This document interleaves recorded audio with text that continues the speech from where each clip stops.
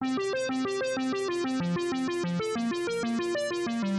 Guys, welcome back to my YouTube channel. So आज हम इस पैटर्न को ASCII कोड यूज करके सॉल्व करेंगे। ओके, आई थिंक आप लोग ASCII कोड याद होगा क्या होता है। ए का ASCII कोड होता है 65 इंट डेटा टाइप में, ये कैट डेटा टाइप का और ये इंट डेटा टाइप का। वैसे बी का होता है 66, सी का होता है 67 और जेड तक जाता है आपका 90। वैसे ही आपका स्मॉल ए का जाता है 97 से जेड तक 122।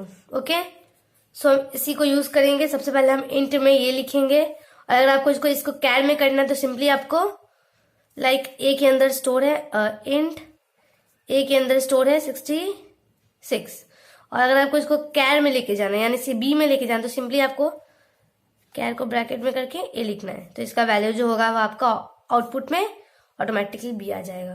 ओके, हम इसी तरीके का यूज करके प्रिंट करेंगे। Okay, so let's start. सबसे पहले हम एक क्लास बना लेते हैं।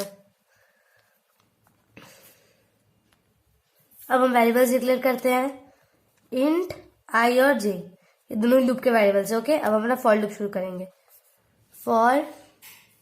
फॉर आई को इनिशियलाइज कर दो हम 65 से। क्यों 65 से? बिकॉज इसकी स्टार्टिंग जो है ए से, और ए का ASCII कोड 65 है। ओके, फिर जाएगा 5 टाइम्स ई का ASCII कोड तक जाएगा हमारा outer loop. I is less than equal to e का ASCII कोड क्या है 69। ओके, और i plus plus. Okay, so अब हम अपना इनर लूप लिखते हैं। इनर लूप जे को इनिशियलाइज करते हैं हम 65 के साथ, इसको भी 65 के साथ।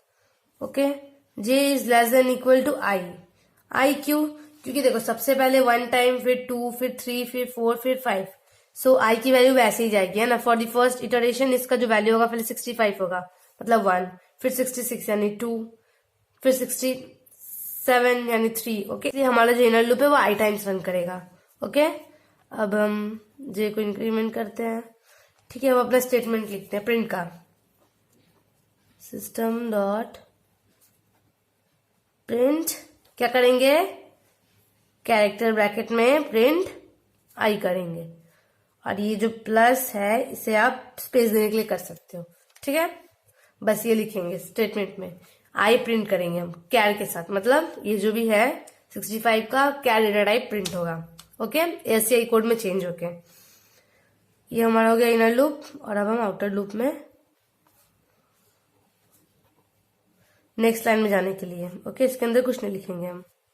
ठीक है, ये हो गया। यहाँ पे हम अपना आउटर लूप क्लोज करते हैं, और इसी के साथ हमारा जो प्रोग्राम है वो हुआ खत्म। तो अब हम इसे ड्राई रन करके देखते हैं हमारा जो आउटपुट है वो कैसे आएगा। ठीक है, देखो सबसे पहले यहाँ पे आउटर लूप में 65 है, यहाँ पे कंडीशन चेक होगा, जो कंडीशन है वो अभी ट्रू है, तो ये आउटर लूप के अंदर जाएगा। फिर से यहाँ पे इनर लूप की कंडीशन चेक होगी, j is equal to 65, j is less than i. I की वैल्यू क्या है? अभी प्रेजेंट वैल्यू 65 है, j is less than equal to 65। ठीक है, जे इज इक्वल टू 65। ठीक है, तो कंडीशन जो है अभी ट्रू है, तो फिर से यहाँ पे इनर लूप के अंदर जाएगा और ये स्टेटमेंट प्रिंट करेगा, कैर आई। आई की वैल्यू क्या है 65, और कैर में जब जाएगा 65 तो क्या हो जाएगा ए, तो यहाँ पे प्रिंट हो जाएगा ए। ओके, ए प्रिंट हो गया।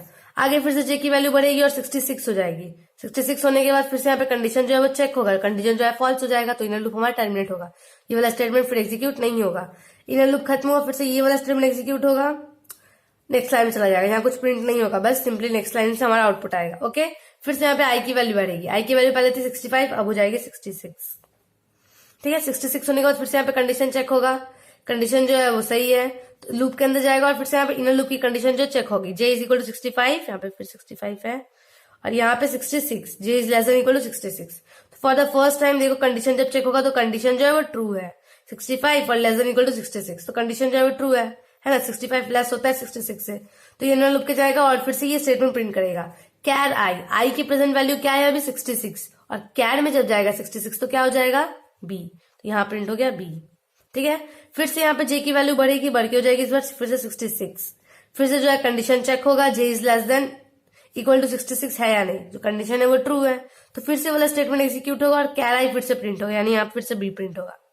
फिर से जे की वैल्यू बढ़ के हो जाएगी 67, तो इस बार फिर कंडीशन चेक होगा, तो ध्यान से देखो इस बार जो कंडीशन है वो फॉल्स है, तो फिर से इनर लूप टर्मिनेट होगा और ये वाला स्टेटमेंट फिर एग्जीक्यूट होगा, यानी ये नेक्स्ट लाइन चला गया। फिर से यहाँ पे आई की वैल्यू बढ़ेगी, आई की वैल्यू बढ़ के हो गई इस बार 67, लास्ट टाइम 66 थी, इस बार हो गई 67। ठीक है, 67 होने के बाद फिर से यहाँ पे कंडीशन जो है वो चेक हुआ, कंडीशन जो है वो ट्रू है, i is less than equal to 69 है, तो फिर से लूप के अंदर जाएगा और फिर से इनर लूप की कंडीशन चेक होगी, j is equal to 65, j is less than equal to 67 i. Okay, तो फॉर द फर्स्ट टाइम जब कंडीशन चेक होगा, जो कंडीशन है वो ट्रू है, तो फिर से ये इनर लूप के अंदर जाएगा और ये वाला स्टेटमेंट एग्जीक्यूट होगा, यानी कैर आई फिर प्रिंट होगा। कैर आई की वैल्यू क्या होगी इस बार 67 सी, तो यहाँ प्रिंट हो जाएगा सी। फिर से यहाँ पे जे की वैल्यू बढ़ेगी और हो जाएगा 66। फिर जो कंडीशन है वो चेक होगा, जो कंडीशन है वो अभी भी ट्रू है, तो फिर से यहाँ पे सी प्रिंट हो जाएगा। फिर जे की वैल्यू बढ़ के हो जाएगी 67, फिर कंडीशन जो है वो चेक होगा, तो कंडीशन अभी भी ट्रू है, तो फिर यहाँ पे प्रिंट हो जाएगा सी। फिर जे की वैल्यू बढ़ के हो जाएगी 68, फिर कंडीशन चेक होगा, यहाँ पे कंडीशन है वो फॉल्स है। इस बार ध्यान से देखो, 67 से बड़ा होता है, कंडीशन क्या है, लेस देन या इक्वल टू, तो 67 कंडीशन जो है फॉल्स हो गया, तो यहाँ पे एग्जीक्यूट नहीं होगा। इनर लूप फिर हमारा टर्मिनेट हुआ और ये वाला स्टेटमेंट फिर एग्जीक्यूट होगा, यानी नेक्स्ट टाइम चला गया फिर से। ओके, फिर से यहाँ पे आई की वैल्यू बढ़ेगी, लास्ट टाइम 67 थी लास्ट टाइम और इस बार हो गई 68। ओके, फिर से जो है कंडीशन चेक होगा, i is less than equal to 69 है या नहीं, जो कंडीशन है अभी भी ट्रू है, तो फिर से ये लूप के अंदर जाएगा और यहाँ पे फिर से इनर लूप की कंडीशन चेक होगी, जे इज इक्वल टू 65, यहाँ पे अच्छे से लिखते हैं, जे इज इक्वल टू 65 और यहाँ पे कंडीशन में होगा 68, j is less than equal to 68। For the first time जो कंडीशन जब चेक होगा तो कंडीशन ट्रू है, तो फिर से ये वाला स्टेटमेंट एग्जीक्यूट होगा, कैर आई प्रिंट होगा, 68 का एसीआई कोड कैर में जाएगा तो डी। ओके, यहाँ डी प्रिंट हो गया। फिर से जे की वैल्यू बढ़ेगी, बढ़ के हो गई इस बार 66, फिर कंडीशन चेक होगा, कंडीशन ट्रू है, तो फिर यहाँ डी प्रिंट हो जाएगा। फिर हो जाएगा 67, अभी भी कंडीशन ट्रू है, तो फिर यहाँ पे डी हो जाएगा। फिर हो जाएगा 68, अभी भी कंडीशन ट्रू है, तो फिर हो जाएगा डी, फिर एक और बार डी प्रिंट हो गया। उसके बाद फिर से जे की वैल्यू बढ़ेगी, इस बार बढ़ के हो गई 69, तो इस बार जो कंडीशन है वो फॉल्स हो जाएगा, 69 68 से बड़ा है। ठीक है, तो कंडीशन फॉल्स हो गया, तो ये इनर लूप फिर हमारा टर्मिनेट हुआ और ये वाला स्टेटमेंट एग्जीक्यूट हो गया, यानी यहाँ पे आ गया फिर से। फिर यहाँ पे आई की वैल्यू बढ़ेगी, 69 हो जाएगी इस बार। 69 होने के बाद फिर कंडीशन चेक होगा, i is less than equal to 69 है, यानी जो कंडीशन है वो अभी भी ट्रू है, तो ये लूप के अंदर जाएगा और यहाँ पे इनर लूप की कंडीशन चेक होगी, j is equal to 65, j is less than i, i की प्रेजेंट वैल्यू क्या है 69, तो यहाँ पे हो जाएगा कंडीशन में 69, यहाँ लिखते हैं j is less than equal to 69 और यहाँ पे हो गई 65। ठीक है, तो फिर से जो कंडीशन चेक होगा, फॉर द फर्स्ट टाइम जो कंडीशन है वो ट्रू है, तो फिर से ये वाला स्टेटमेंट एग्जीक्यूट होगा और यहाँ पे प्रिंट करेगा ई। क्यों ई? क्योंकि 69 का एएससीआई कोड में जब कैरेक्टर में लेके जाएंगे तो वो ई हो जाएगा, इसलिए यहाँ प्रिंट हो गया ई। ओके, फिर यहाँ पे जे की वैल्यू बढ़ेगी 66, फिर जो कंडीशन है वो अभी भी ट्रू है, तो यहाँ फिर ई प्रिंट हो गया। फिर 67 हो जाएगी जे की वैल्यू बढ़ के, यहाँ पे जे प्लस प्लस है, 67 हो गई। अभी फिर कंडीशन चेक होगा तो अभी भी ट्रू है, तो यहाँ फिर ई प्रिंट हो जाएगा। फिर 68 हो गई बढ़ के, अभी भी कंडीशन ट्रू है, तो फिर ई प्रिंट हो जाएगा। फिर 69 हो गई बढ़ के, अभी भी कंडीशन ट्रू है ना, j is less than equal to 69 है अभी भी, तो फिर ई प्रिंट हो गया। फिर से जे की वैल्यू बढ़ के हो जाएगी 70 होने के बाद जो कंडीशन है वो हो जाएगा फॉल्स। तो ये हुआ फिर से हमारा टर्मिनेट इनर लूप और ये वाला स्टेटमेंट फिर एग्जीक्यूट हो, यानी हमारा जो कर्सर है वो फिर यहाँ आ गया। ओके, फिर यहाँ पे आई की वैल्यू बढ़ेगी, आई की वैल्यू बढ़ के हो गई इस बार 70। फिर यहाँ पे आउटर लूप में कंडीशन जो है वो चेक होगा, i is less than equal to 69 है या नहीं, जो कंडीशन है वो इस बार फॉल्स है। 70 69 से छोटा या इक्वल नहीं है, तो कंडीशन फॉल्स है, तो हमारा आउटर लूप भी टर्मिनेट हुआ, कुछ भी एग्जीक्यूट नहीं होगा अब, तो हमारा जो प्रोग्राम है वो खत्म हुआ और हमारा फाइनल आउटपुट ये है। तो हमारा जो आउटपुट है वो इसी तरीके से आएगा। ओके, आई होप आपको ये प्रोग्राम समझ में आ गया होगा। अगर प्रोग्राम समझ में आ गया तो वीडियो को लाइक कर दे एंड ऐसे ही कोडिंग से रिलेटेड वीडियो देखने के लिए हमारे चैनल को सब्सक्राइब कर दे। Thank you.